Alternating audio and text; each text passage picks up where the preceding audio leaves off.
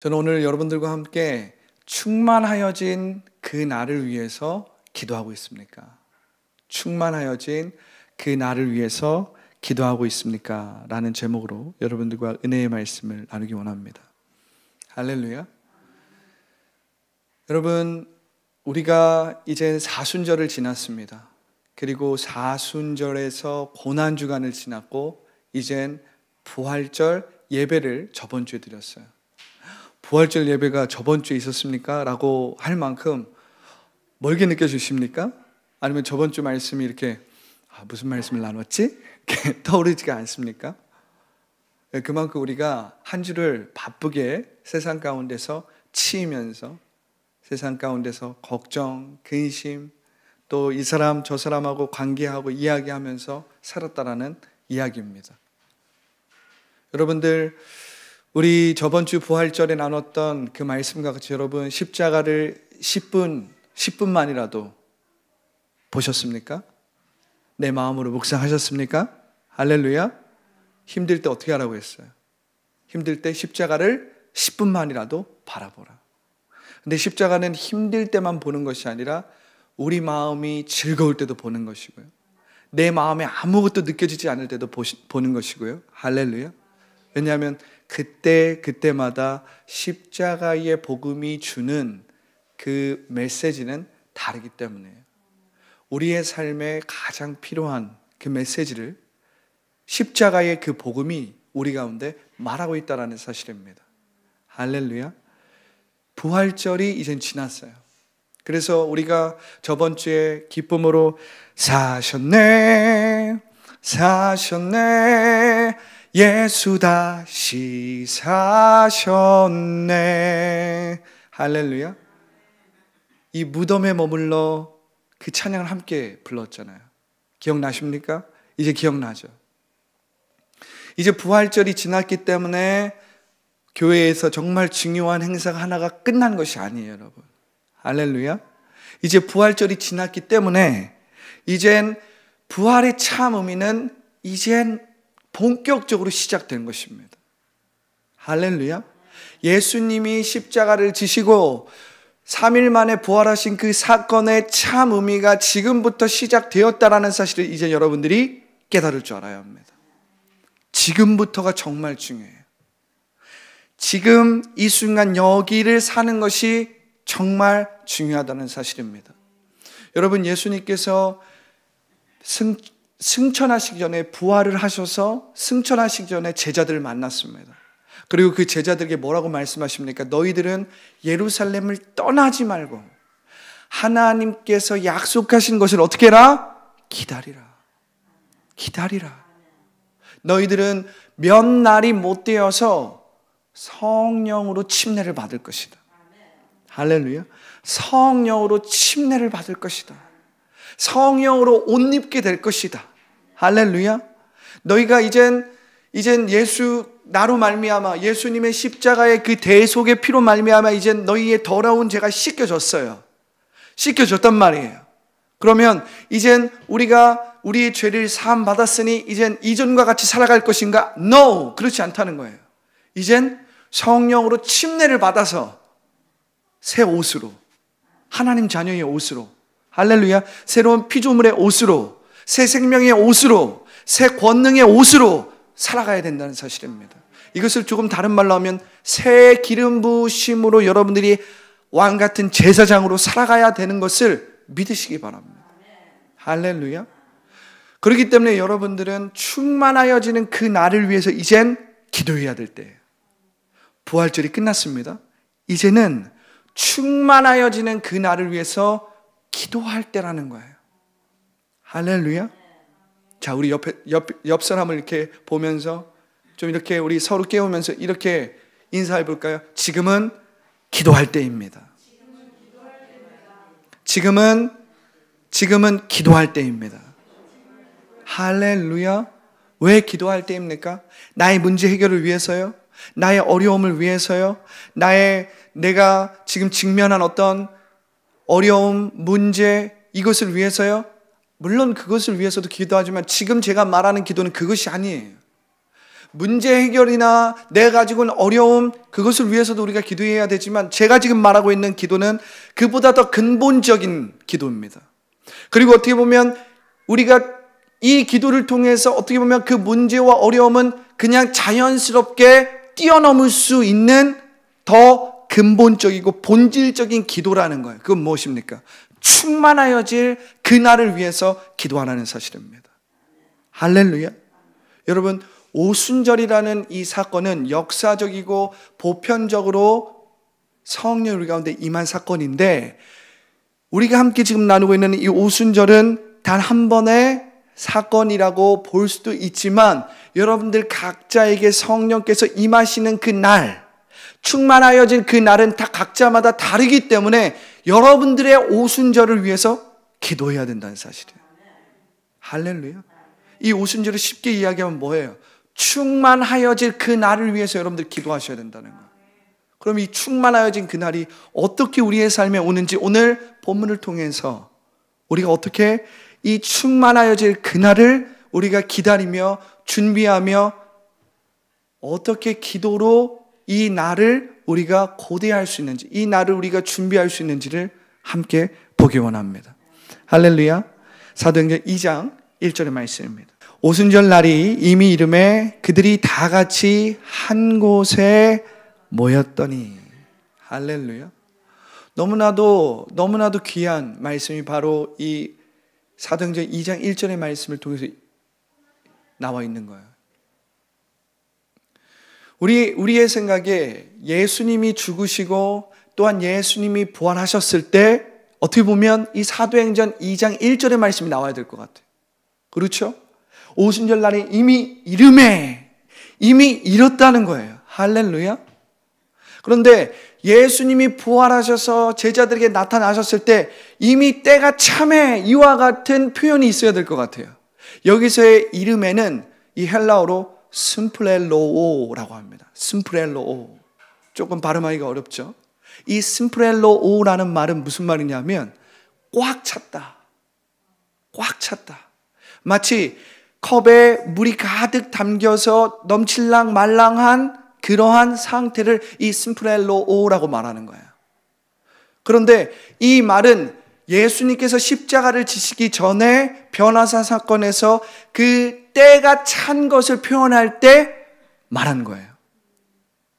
그 절정을 표현할 때에 이 심프렐로오라는 말을 썼다라는 것입니다. 그런데 참 재밌게도 예수님이 부활하셨을 때 심프렐로오 때가 이름에를 쓴 것이 아니라 언제 이 말을 썼어요? 오순절이 이름에 심프렐로오 때가 찼다는 거예요. 때가 이르렀다는 거예요.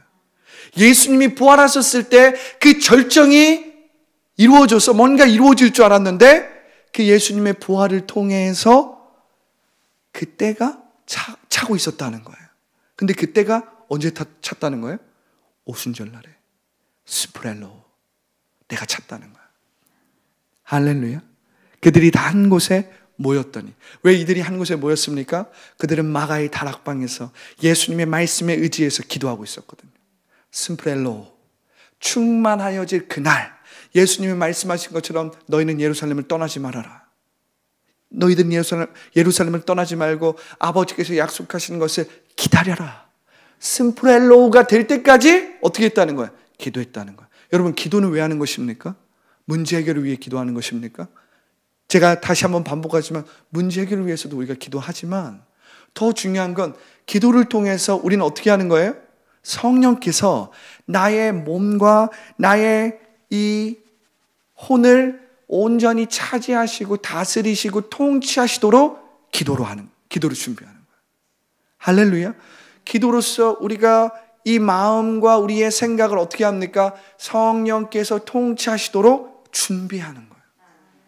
그 준비가 되면 될수록 어떻게 될까요? 심프렐로우, 때가 이른 해가 되는 거예요. 할렐루야. 여러분들의 삶에 때가 이른 거예요. 여러분들의 삶에 때가 이르렀다라는 거예요.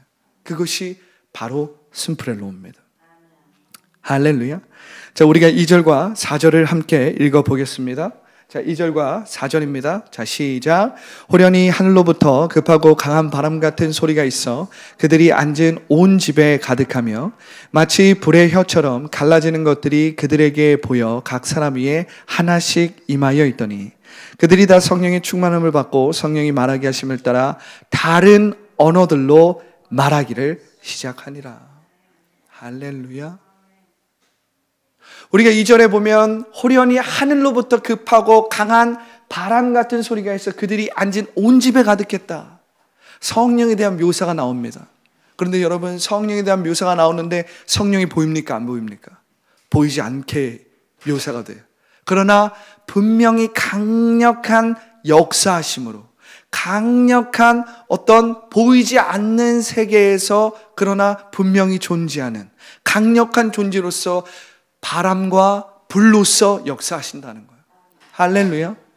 우리가 성령에 대해서 알지 못할 때, 혹은 성령에 대해서 알긴 알지만 체험해보지 못했을 때, 아니면 성령을 우리가 아주 오래전에 처음 했을 때는 성령이 눈에 보이지 않기 때문에 예배 중에 성령의 임재를 느끼지 못할 수 있어요. 그러나 여러분들이 성령께 여러분들의 마음을 의탁하고 성령께 여러분들의 시선을 두고 성령님을 사모하기 시작하면 어떡합니까?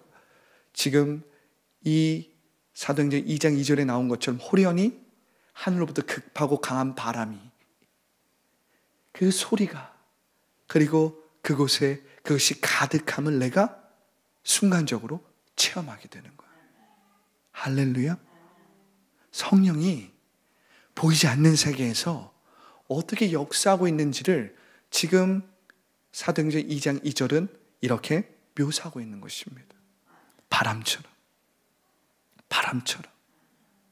우리가 집에 이렇게 있다가 뭐 커피를 마시든지 책을 읽든지 뭐 뭘 보든지 집에 이렇게 있다가 잠깐 창문을 보면 뭐 나무가 보일 수도 있고 뭔가 흔들리는 것이 보일 수도 있는데 나무가 이렇게 흔들리잖아요. 그때 우리가 무엇을 알 수 있습니까? 보이지 않지만 바람이 나무를 흔들흔들하고 있다는 걸 알게 되는 거예요. 할렐루야. 보이지 않나요? 바람은 보이지 않습니다. 그런데 나무가 흔들리고 있어요. 우리는 그냥 그것을 그냥 너무나도 자연스럽게 그냥 알고 있는 거예요. 왜? 우리는 바람을 경험했거든요. 할렐루야. 우리는 밖에서 바람을 많이 맞아봐서 아우 바람 세다 세. 아 오늘 좀 바람 불었으면 좋겠다. 이 바람이라는 것을 우리가 느껴봤기 때문에 눈에 보이지 않아도 바람이 있다는 것을 알 수 있는 거예요. 우리 지금 보세요. 할렐루야. 저기 보세요. 뭐가 흔들려요? 우리는 이게 너무 당연하죠. 그죠? 너무 당연해. 아, 바람이 부니까 목사님 당연히 저기 흔들리죠. 성령의 역사하심도 이와 같은데 우리가 성령을 체험한 것이 너무 오래전이거나 아니면 예수님을 믿었지만 성령을 체험해 본 적이 없거나 그러면 어떤 사람이 막 성령으로 충만해서 막 울고 불고 변화되고 충만해지고가 이해가 안 될 수 있어요. 왜? 우리가 평소에 바람을 느끼듯이 이 성령을 느끼지 못했기 때문에. 할렐루야. 그런데 바로 이 오순절 날에 제자들이 성령, 보이지 않는 그 성령의 강력한 흐름, 성령의 강력한 파동을 느꼈다는 사실이에요. 할렐루야. 저는 우리 새 라이프 교회에 오는 사람들이 이 성령의 강력한 파동을 느끼기를 예수님의 이름으로 기도하는 것입니다. 우리 교회에 오자마자 성령의 강력한 파동을 느끼기를 예수님의 이름으로 기도하는 거예요. 여러분들 만약 여러분들이 이 교회를 위해서 중보한다면 주님 새 라이프 교회에 오는 자들마다 할렐루야 강력한 성령의 파동을 느끼게 하여 주시옵소서. 강력한 성령의 터치를 느끼게 하여 주시옵소서. 그래서 새 라이프에 오는 자마다 그 마음이 상쾌해지고 그 마음 가운데 있는 두려움과 외로움과 불안이 떠나가고 우울증이 떠나가고 불면증이 치유되고 할렐루야 육체의 질병이 치유되는 역사가 이 새 라이프 교회에 오는 자들마다 역사되게 하여 주시옵소서. 할렐루야. 할렐루야. 이 일이 우리 가운데 일어나야 된다는 사실이에요. 더 놀라운 사실은 3절입니다. 불의 혀처럼 갈라지는 것들이 그들에게 보여 각 사람 위에 하나씩 임하여 있더니 할렐루야.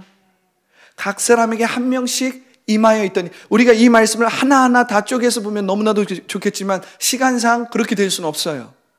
정말로 중요한 사실, 여러분들이 반드시 기억해야 될 사실은 바로 이것입니다. 성령이 임했는데 각 사람 위에 하나씩 임했다라는 거예요. 할렐루야. 성령이 임했어.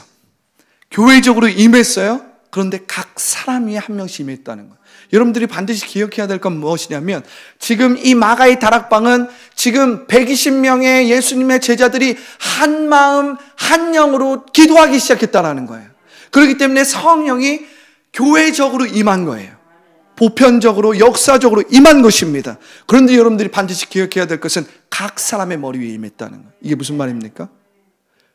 우리가 성령을 사모하고 성령을 갈망하고 성령을 막 갈구해요. 그리고 성령을 막 찾습니다. 그런 사람 위에 성령이 임할 수도 있고, 성령에 대한 관심이 없고, 성령에 대한 아무런 생각이 없고, 성령에게 시선을 두지 않는 사람은 그 성령이 임하셨지만 느끼지 못할 수도 있어. 그런데 지금 이곳은, 지금 이 역사적인 순간은 어느 순간이에요? 120명의 이 제자들이 예수님의 부활을 보고 전부 다 합심해서 기도하고 있었기 때문에 교회적으로 임해버린 거예요. 할렐루야. 할렐루야. 그러나 여러분, 안타깝게도 오늘날의 시대는 어떤 시대냐? 교회적으로 성령이 임하는 시대가 아니에요. 오늘날의 시대는 정말 안타깝게도 개별적으로 성령님이 임합니다. 성령에 대해서 사모하고 그 성령을 붙들고 그 성령을 환영하고 인정하고 모셔드리는 그 개별에게, 그 각 사람에게 성령이 임하는 거예요. 그러나 우리가 꿈꿔야 될 건 무엇입니까? 우리가 하나가 되어서, 우리가 합심하여서 한 사랑으로 합심하여 기도할 때 그 성령이 각 사람에게 임하지만 그 각 사람에게 임한 성령이 교회적으로 이해되고 깨달아지고 보여지고 알려지고 느껴지고, 저는 이것을 꿈꾸는 겁니다. 여러분들도 이것을 꿈꾸고 충동하시기를 바랍니다. 우리가 충만하여질 그날을 위해 기도한다라는 것은 바로 이것을 꿈꾸는 거예요. 각 사람에게도 임하지만 이 각 사람에게 임하는 이 성령이 우리 모두가 그 성령을 갈망하고 그 성령을 필요로 해서 그 성령이 없으면 너무나도 절망스러운 상황, 성령이 없어서 지금 너무나도 우리는 절대적으로 절망스럽고 절대적으로 좌절스러운 상황, 그래서 우리가 너무나도 애탄 거예요. 목마른 사슴처럼 애탄 거예요. 그래서 우리의 마음이 합심하여서 기도하는 그러한 상태. 할렐루야. 그것이 막 절망스러운 것입니다. 성령의 충만함이 아니면 우리는 죽습니다. 성령의 충만함이 아니면 지금 우리는 살 수 없습니다. 성령의 충만함이 아니면 교회가 교회될 수 없습니다. 성령의 충만함이 아니면 교회가 이대로는 정말 절대 위기입니다. 이것을 막 느끼면서 우리가 합심해서 기도하는 거예요. 그런데 여러분, 각 사람이 하나씩 임하여 있더니 이 임하여가 바로 에카시센이라는 말이에요. 에카시센. 이 에카시센이란 말은 두 가지 의미가 있어요. 첫 번째는 앉다, 임하다, 이런 말이 있어요. 좌정하다. 또 두 번째 말은 재판하다라는 말이 있어요. 재판하다. 그러면 이 첫 번째 의미와 두 번째 의미를 합쳐보면 이것은 무슨 말이냐면, 그냥 성령이 각 사람 위에 하나씩 임했다라는 그 의미만 있는 것이 아니라 바로 성령이 각 사람을 통치하기 시작했다는 거예요. 좌정하다, 재판하다. 이 말은 마치 구약시대에 왕의 자리에 앉아서 좌정하신 거예요. 그 왕의 자리에 앉아서 좌정하시고 그 왕이 하는 일은 뭡니까? 다스리는 거예요. 다스린다는 건 재판한다는 것입니다. 할렐루야. 재판한다라는 것은 다스림의 권위와 권세를 이야기하는 거예요. 그러니까 성령이 각 사람의 머리에 임했다는 말은 성령이 좌정하셨는데, 그 좌정하신다는 말은 우리의 몸과 우리의 혼을 다스리신다, 재판하신다, 우리를 통치하신다. 무엇이 시작됐다는 말이에요? 성령의 통치가 시작되었다라는 말입니다. 할렐루야. 이 놀라운 오순절 사건을 통해서 첫 번째 구약에 있었던 저주가 역전되어서 역사건이 일어났는데, 그것은 바로 성령께서 다시 인간에게 임하셨다는 사실이에요. 할렐루야. 우리가 이것을 창세기를 통해서 보기 원합니다. 여호와께서 이르시되 나의 영이 영원히 사람과 함께하지 아니하리니 이는 그들이 육신이 됨이라. 그러나 그들의 날은 120년이 되리라 하시니라. 타락 후 인간이 받은 가장 큰 저주는 무엇이었냐면 하나님의 영이 그들을 떠나셨다는 사실이에요. 보편적으로, 역사적으로 떠나셨습니다. 그래서 특별한 날을 위해서, 특별한 일을 위해서 성령이 임하시는 것 외에는 성령이 인간을 떠나셨어요. 그래서 인간은 하나님의 그 생명 가운데서 영생하지 못하게 된 것입니다.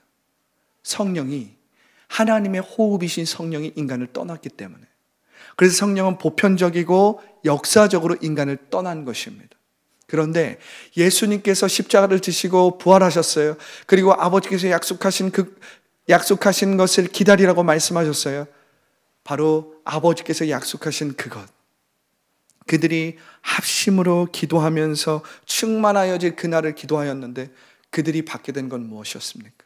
그것은 그들이 저주스럽게 받았던 그 저주가 철회되었다라는 거예요. 할렐루야. 성령이 그 창세기에 떠나셨어.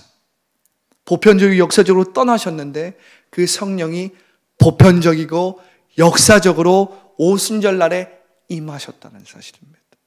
바로 이날 이후부터 예수 그리스도를 영접하는 자에게는 내주하시는 성령이 임하시는 거예요. 할렐루야. 할렐루야. 그래서 이 창세기 6장 3절은 이 사도행전 2장 3절과 4절과 연결하여서 너무나도 중요한 말씀이라는 사실이에요. 인간을 떠났던 그 성령이 다시 인간에게 임하였다라는 거예요. 죄로 인해서 떠났던 그 영의 저주가 철회되었다는 사실입니다. 할렐루야. 이것이 부활의 참 의미가 어떻게 이루어지는지를 보여주는 거예요. 부활의 참 의미는 어떻게 이루어집니까? 성령을 통해서. 성령이 다시 우리 가운데 임하심으로 인해서 우리의 몸과 우리의 혼이 더 이상 우리의 육체의 종노릇하지 않고 나의 생각과 감정의 종노릇하지 않고 성령의 통치와 인도함을 받는다는 거예요. 이것이 첫 번째 성령의 통치를 통해서 일어난 역사건입니다. 성령의 통치가 가져온 역사건이에요. 할렐루야. 할렐루야. 우리 함께 5절과 6절 함께 읽어보기 원합니다. 그때에 경건한 유대인들이 천하 각국으로부터 와서 예루살렘에 머물러 있더니 이 소리가 나매 큰 무리가 모여 각각 자기 방언으로 제자들이 말하는 것을 듣고 소동하여 다 놀라 신기하게 여겨 이르되 보라, 이 말하는 사람들이 다 갈릴리 사람이 아니냐. 우리가 각 사람이 난 곳 방언으로 듣게 되는 것이 어찌 됨이냐. 할렐루야. 너무나도 놀랍게도 성령께서 죄로 말미암아 떠나셨던 그 영이 다시 임하는 이 역사건이 일어났잖아요. 성령의 통치가 일어났다라는 말이에요. 성령이 우리의 몸과 우리의 혼을 통치하는 그 충만하여진 그날이 이젠 우리에게 시작되었다는 사실입니다. 할렐루야. 이젠 우리가 율법을 지킴으로써 우리의 의와 우리의 선행으로 하나님께 나아가고 우리가 어떻게든 우리의 노력과 우리의 힘으로 하나님께 인정받고 하나님의 의로 여겨짐을 받는 것이 아니라 이젠 성령이 우리 가운데 임하심으로써, 할렐루야, 그 성령이 우리의 몸과 우리의 혼을 통치하시고 다스리심으로써, 그래서 우리가 성령의 통치와 다스림을 받으면 받을수록 우리가 어떻게 되는 겁니까? 성령으로 충만해지는 거예요. 할렐루야. 하나님의 말씀으로 충만해지는 거예요. 하나님의 마음으로 충만해지는 거예요. 그러니까 이제 누가 시키지 않아도 주님의 말씀을 읽고, 누가 시키지 않아도 말씀대로 변화되고, 누가 시키지 않아도 말씀을 나타내고 주님의 뜻을 이루는 자가 된 거예요. 성령으로 충만하니까 자원하는 심령이 돼버린 거예요. 누가 옆에서, 목사님이 옆에서 혹은 사역자가 옆에서 이거 해야 됩니다, 저거 해야 됩니다, 계속 뭔가를 얘기하고 도전하고 막 가르치지 않아도 이젠 그 안에 계신 성령이 그들을 가르치시고 그 안에 계신 성령이 그들을 깨닫게 하시고 그 안에 계신 성령이 그들을 갱신하시는 거예요. 변화시키시는 거예요. 계승시키시는 거예요. 사도적인 가르침과 사도적인 능력을 나타내게 만드는 거예요. 그 안에 계신 성령님. 그런데 두 번째 역사건이 일어나는 것은 또한 더욱더 감사하고 놀라운 일입니다. 두 번째 역사건이 일어났어요. 그것은 무엇입니까? 바로 우리의 언어가 바뀌기 시작했다라는 거예요. 할렐루야. 하나님께서 인간이 한 언어로 인하여서 교만하여져서 그 언어를 흩어놓았단 말이에요. 그런데 그 흩어놓으신 언어 가운데 성령이 개입하시기 시작했어요. 할렐루야. 다양한 그 언어 가운데 성령이 개입하셔서 말씀하기 시작했는데 그 다양한 언어 가운데 성령이 개입하셔서 말씀하기 시작하니까 어떠한 일이 일어났어요? 이 언어 가운데, 이 다양한 언어 가운데 하나님의 큰 일이 들리기 시작했어요. 할렐루야. 자, 우리가 이것을 함께 보기 위해서는 우리가 역시 창세기로 돌아가 봐야 됩니다. 자, 11장 9절이에요. 다 읽어보겠습니다. 앞에 나와 있습니다. 자, 읽어보겠습니다. 시작. 그러므로 그 이름을 바벨이라 하니 이는 여호와께서 거기서 온 땅의 언어를 혼잡하게 하셨습니다. 여호와께서 거기서 그들을 온 지면에 흩으셨더라. 여러분, 이 바벨탑 사건은 유명한 사건입니다. 여러분들 이 사건이 어떻게 이루어진지 생각이 나시죠? 우리가 이 사건만 아니더라도 영어를 배울 필요가 없었는데, 스페니쉬나 중국어나 우리가 지금 배우고 있는 제2 외국어들을 배울 필요가 없었는데 언어가 하나였으니까. 할렐루야.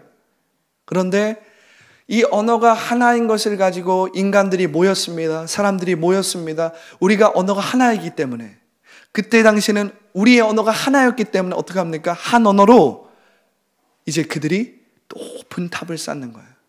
높은 탑, 하늘 꼭대기까지 닿는 탑을 쌓아서 어떻게 합니까? 우리의 이름을 만방에 알리자. 우리의 이름을 나타내자. 자신들이 하나님보다 더 나타나고 싶었어요. 하나님보다 그들이 더 존경받고 하나님보다 그들이 더 뛰어난 존재임을 드러내고 싶었단 말이에요. 그때에 하나님께서 어떻게 합니까? 그들의 언어를 흐트러 놓으십니다. 그래서 그들이 언어가 통하지 않게 되자 더 이상 바벨탑을 쌓지 못하고 그들이 흩어지게 되었어요. 서로 분쟁이 일어나고 분열이 일어나고 서로 싸움이 일어나고, 그러면서 그들이 자신들의 이름을 하나님보다 더 앞세워서 나아가지 못하게 되었다는 것입니다. 그 사건이 바로 바벨탑 사건이에요. 그런데 오늘 죄로 말미암아 떠나셨던 영이 역사건적으로 인간에게 임했잖아요. 성령이 다시금 보편적으로 역사적으로 우리 가운데 임하면서 무슨 일이 일어났습니까?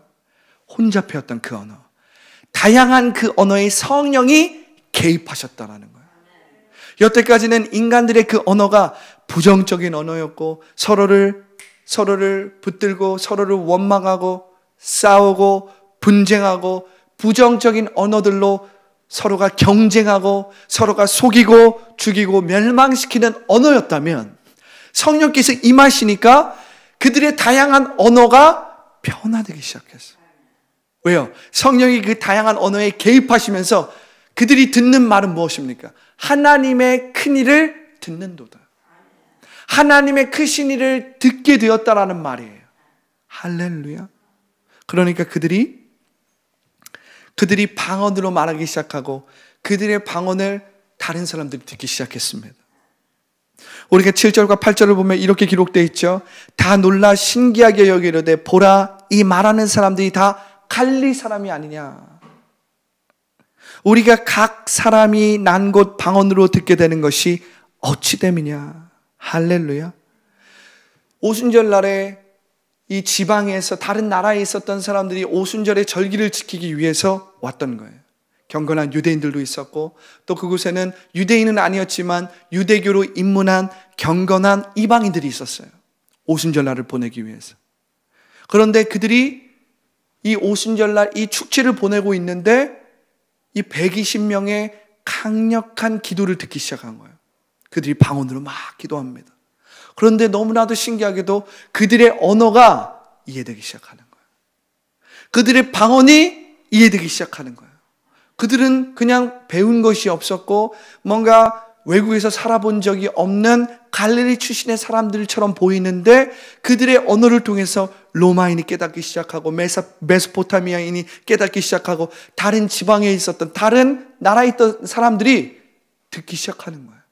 다양한 언어 가운데 개입하신 성령의 그 언어를 듣기 시작하는 거예요. 그것을 들어보니까 뭐예요? 그게 하나님의 큰일이었다라는 거예요. 하나님의 큰일이 뭔데요? 하나님의 영광이 뭔데요? 예수님의 십자가 죽음, 예수님의 부활, 그리고 예수님께서 이 복음을 통해서 이루실 그 새 생명의 역사, 성령이 그들 가운데 임하시는 이 역사가 하나님의 큰일이었거든요. 그것을 듣는 거예요. 할렐루야. 자, 우리가 9절과 12절을 함께 읽어보겠습니다.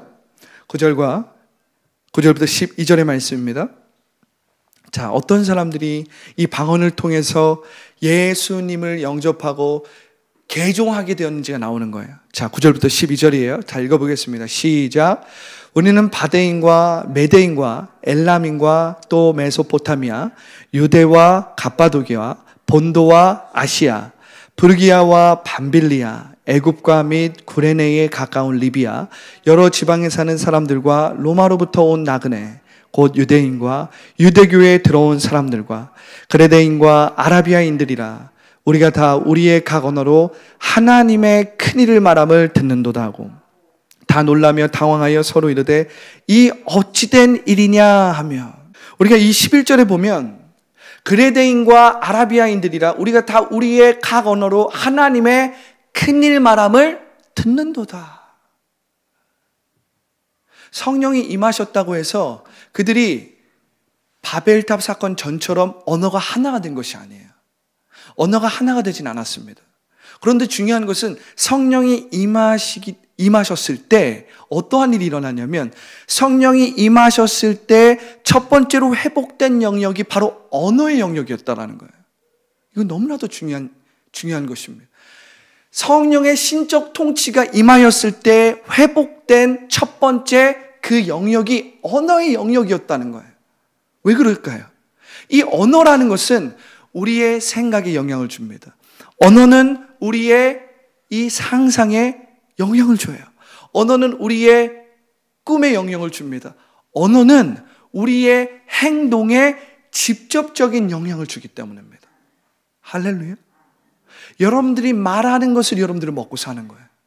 여러분들이 말하는 대로 여러분들이 행동하기 시작합니다. 여러분들이 말하는 대로 여러분들이 판단하기 시작해요. 여러분들이 말하는 대로 여러분들의 감정과 생각이 결정된다는 거예요. 여러분들이 한번 부정적인 말을 해보십시오. 여러분들의 감정과 생각이 부정적인 그러한 불평과 원망과 두려움과 불안으로 가득합니다. 그런데 여러분들이 사람을 살리는 말을 해보세요. 사람을 살리는 긍정적이고 생명적이고 생명을 긍정하고 진취적이고 창조적인 말들을 해보십시오. 그것으로 인해서 여러분들의 생각과 여러분들의 상상이 채워집니다. 성령의 신적 통치가 이루어졌을 때 첫 번째로 회복된 영역이 언어였다라는 것은 우연이 아닌 것이에요. 왜냐하면 언어는 엄청난 영향력을 가져오거든요. 언어는 변화를 가져오거든요. 언어는 사람을 죽일 수도 있고 사람을 살릴 수도 있거든요.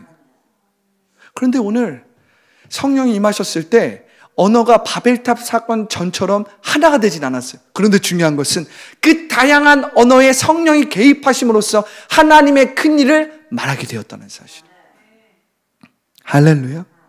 여러분, 우리는 이 말씀을 통해서 우리의 이 부정적인 언어가 변화되기를 기도할 줄 알아야 합니다. 우리의 이 원망과 불평의 언어가 변화되기를 기도할 줄 알아야 합니다. 할렐루야. 우리의 이 언어가 성령의 그 신적 통치 안에서 믿음의 언어로 바뀌고 말씀의 언어로 바뀌고 생명의 언어로 바뀌고 다른 사람을 살리는 언어로 바뀌기를 기도할 줄 알아야 합니다. 왜 우리가 말씀대로 말합니까? 왜 우리가 말씀대로 말해야 돼요? 성령의 통치와 인도함을 받는 것, 성령의 신적 통치를 받는 가장 첫 번째 영역이 뭐예요? 언어라는 사실이에요. 언어라는 사실이에요. 말씀대로 말해야 되는 것이 여기서 나오는 거예요. 다양한 언어 가운데 성령이 개입하셨을 때 그들의 언어가 어떻게 바뀌었어요? 하나님의 큰 일을 말함으로 바뀌었다는 거예요. 여기에 전도가 있고 여기에 선교가 있고 여기에 하나님을 나타내는, 예수 그리스도의 복음을 나타내는 증거자들의 능력이 있는 것이에요. 할렐루야. 우리의 언어가 바뀌지 않으면 우린 전도할 수 없어요. 우리의 언어가 바뀌지 않으면 우린 선교할 수 없어요. 우리의 언어가 바뀌지 않으면 나 자신을 변화시킬 수 없어요. 나 자신을 변화시키지 못하는데 어떻게 우리가 전도합니까? 나 자신을 새롭게 할 수 없다면 우리가 어떻게 다른 사람에게 새 생명을 나눠줄 수 있냔 말이에요. 그러니까 성령이 개입하셨을 때, 그 성령의 신적 통치가 임하였을 때 변화되었던 첫 번째 영역이 뭐예요? 언어였다는 사실이에요. 언어였다는 사실이에요. 그래서 여러분들은 여러분들의 말이 바뀌기를, 여러분들의 불평과 원망과 두려움의 언어가 바뀌기를 기도할 줄 알아야 돼요. 그래서 우리는 말씀대로 말하는 것을 매일매일 훈련해야 돼요. 하나님의 말씀대로 말해야 돼요. 그런데 하나님의 말씀대로 말하는 게 이 머리로 피상적으로 말하는 것이 아니라 성령의 통치와 다스림, 성령이 나의 몸과 나의 혼을 다스리심으로써 그때 올라오는 그 언어를 사용할 줄 알아야 된다는 소리예요. 그냥 내가 피상적으로 목사님께서 말씀대로 말하라고 했지 그래서 말씀대로 말하는 게 아니라 나의 이 몸과 나의 이 혼을 더 이상 육체의 종노릇하는데 내버려두지 말고 육체의 행실을 영으로서 죽임으로써 우리의 몸과 우리의 혼을 성령이 다스리시도록 의탁해야 돼. 내어놓아야 돼. 그때 내 마음에서 올라오는 말이 뭐예요? 하나님의 큰일, 사람을 살리는 말. 내 영혼아 일어날지어다. 내 영혼아 깨어날지어다. 사람을 살리고 사람을 일으키고 하나님의 말씀을 말한다는 거예요. 성령의 생각을, 하나님의 마음을 말한다는 거예요. 그것이 예언적으로 나온다는 사실입니다. 할렐루야. 격려의 말이 나오는 거예요. 여러분들이 살리는 말이 나오는 거예요. 다른 사람을 볼 때 못하는 게 보이는 게 아니라 잘하는 게 보이는 거예요. 잘하는 걸 보는 거예요. 그 사람의 영혼을 생각하면서 때때로 그 사람을 위한 권고의 말이 나오는 거예요. 칭찬의 말도 나오지만 때때로 그 영혼을 위한 정말 필요한 말, 책망도 나올 수가 있는 거예요. 할렐루야. 하지만 그 책망은 사랑의 말입니다. 은혜의 말입니다. 할렐루야. 그 영혼을 생각하고 그 영혼을 사랑함으로 말미암아 하나님의 큰 일을 말하게 되는 거예요. 너무나도 놀라운 말입니다. 너무나도 놀라운 것은 10절에 브루길레와 밤빌리아와 애국과 및 구레네에 가까운 리비아 여러 지방에 사는 사람들과 특별히 로마로부터 온 나그네 곧 유대인과 유대교회에 들어온 사람들, 많은 성경학자들이 이 로마 교회, 로마서라는 이 바울 서신이 있지 않습니까? 바울이 로마 교회에 이 서신을 보냈는데 이 로마 교회는 언제 어떻게 누가 세운 것인가? 라고 이야기했을 때 바로 이 로마 교회는 이 오순절 날에 예수 그리스도를 영접하고 성령을 체험한 자들이 로마 교회를 세웠다라고 추측하는 것입니다. 그러니까 우리가 이 말씀을 보면 이 성령이 임하였던 날, 즉 제자들이 충만하여진 그 날에 수많은 사람들이 개종하여서 일어났다는 사실을 보게 되는 것입니다. 할렐루야. 지금 이 본문에 나와 있지 않지만 이젠 사도 베드로가 일어나서 설교합니다. 사도 베드로가 일어나서 설교할 때 5,000명의 사람들이 회심하는 역사들이 일어나잖아요. 할렐루야. 그 가운데 로마인들도 있었고 로마에서 온 이방인 그리스도인들도 있었고 그들이 돌아가서 로마 교회를 세웠다라는 것입니다. 개종자들이 로마 교회를 만들었다는 사실이에요. 할렐루야. 13절을 읽으면서 오늘 말씀을 마무리합니다. 또 어떤 이들은 조롱하여 이르되 그들이 새 술에 취하였다 하더라. 성령의 이 놀라운 역사 가운데서도 너무나도 안타깝게 어떠한 일이 일어납니까? 여전히 불신하는 사람들이 있었다는 사실이에요. 성령이 임하셨어요. 그리고 많은 사람들이 정말 이 120명의 문도들의 그 방언을 통해서 하나님의 큰 일을 들었습니다. 그러나 여러분들 반드시 기억해야 될 것은 불신하는 자들이 여전히 있다라는 사실. 또 어떤 이들은 조롱하여 이르되 그들이 세술에 취하였다. 저들이 지금 세술에 취하여서 혀가 꼬인 거야. 그렇게 하나님의 일, 성령의 역사를 안 잊고 여기고 반감을 가지고 보고 부정적인 생각으로 말하고 여전히 자신의 생각과 자신의 경험으로 판단하는 그러한 불신자들이 여전히 있다라는 사실이에요. 그때만 있었던 것이 아니라 지금도 여전히 있다라는 사실입니다. 할렐루야. 여러분, 우리는 충만하여질 그날을 위해서 기도할 줄 알아야 합니다. 이젠 부활절이 지난 이 시점에서 여러분들이 이젠 기도로 준비해야 될 것은 무엇입니까? 여러분들 안에 있는 모든 부정적인 생각, 불신, 원망, 그리고 안주하려는 것들, 안주함, 깨어있지 않고 내가 깨어있지 않는 것,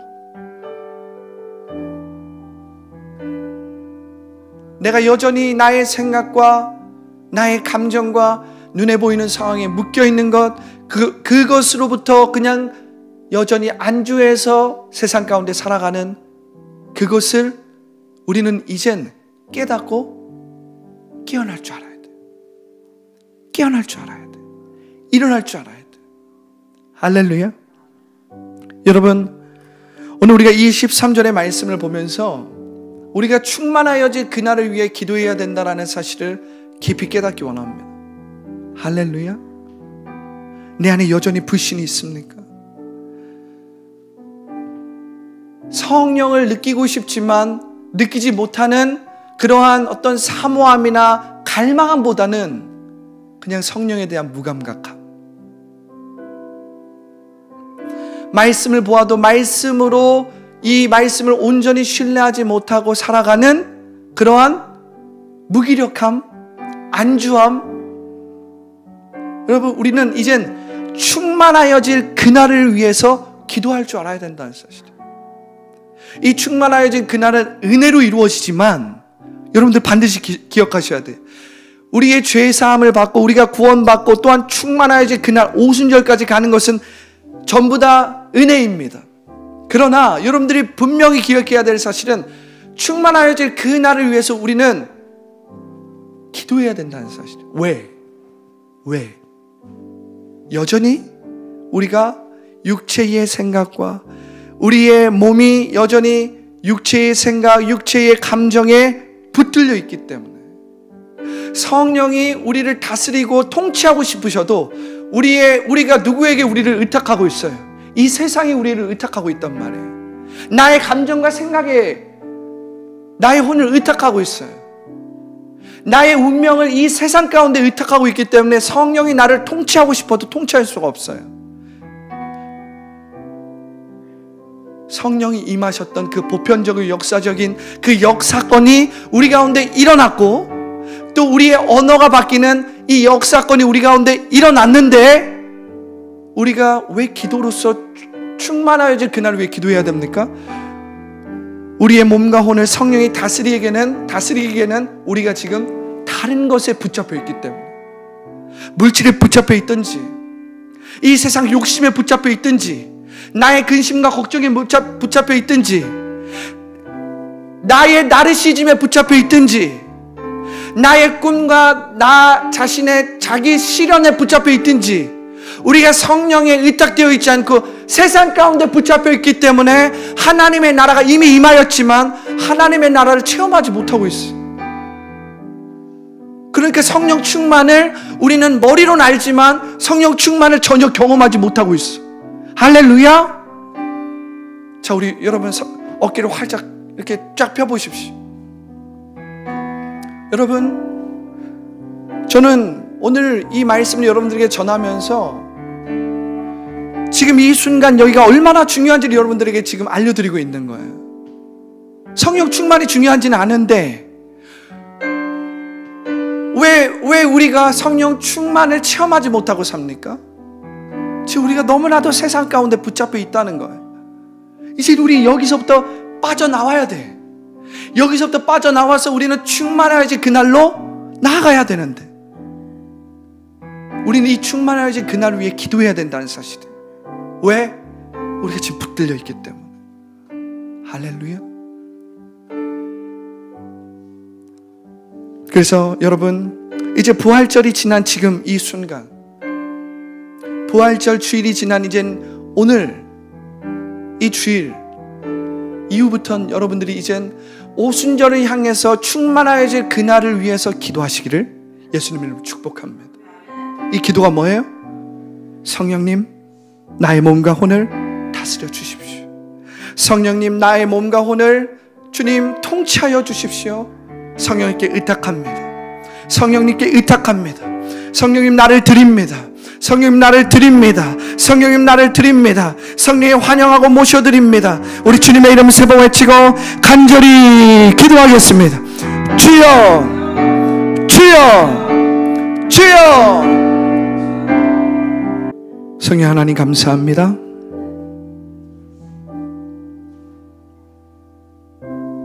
예수 그리스도의 그 십자가를 통해서 우리의 죄가 사함 받았습니다. 우리가 구원 받았습니다. 그러나 예수님은 그것이 클라이막스가 아니라고 말씀하셨습니다. 이것은 클라이막스의 시작이라고 말씀하셨습니다. 무슨 말입니까? 요한은 물로 세례를 주었지만 너희들은 몇 날이 못 되어서 성령으로 침례를 받을 것이다. 오직 성령이 너희 가운데 임하시면 너희가 권능을 받아 온 예루살렘과 유대와 사마리아와 땅끝까지 이르러 나의 증인이 될 것이다. 나의 증인이 될 것이다. 오늘 스프렐로 충만하여진 그 날이 이름에, 충만하여진 그 날이 이름에 이젠 예수님의 그 부활의 그 참 의미가, 부활의 그 참 생명이, 그 부활의 새 생명이 어떻게 성령을 통해서 우리 가운데 이루어지는지를 우리가 보았습니다. 이제 우리가 충만하여질 그날을 향하여서 기도로, 말씀으로, 예배로 준비하기 원합니다. 준비하기 원합니다. 성령님 인정합니다. 성령님 환영합니다. 성령님 모셔드립니다. 나의 감정과 나의 생각을 통치하여 주시옵소서. 나의 생각과 나의 감정과 나의 혼과 몸을 통치하여 주시옵소서. 통치하여 주시옵소서. 할렐루야. 그래서 나를 통해서 하나님의 나라가 나타나게 하여 주시옵소서. 나를 통해서 하나님의 마음이 나타나게 하여 주시옵소서. 나를 통해서 예수 그리스도의 그 사랑과 그 능력이 나타나게 하여 주시옵소서. 나를 통해서 예수 그리스도의 그 인격과 예수 그리스도의 그 능력이 나타나게 하여 주시옵소서. 그래서 우리가 하나님의 자녀의 삶을 놀랍게 살아갈 수 있도록, 하나님의 자녀의 삶을 놀랍게 살아갈 수 있도록 주여 축복하여 주시옵소서. 감사와 찬양을 주님께 올려드리며 예수님의 이름으로 기도합니다. 아멘.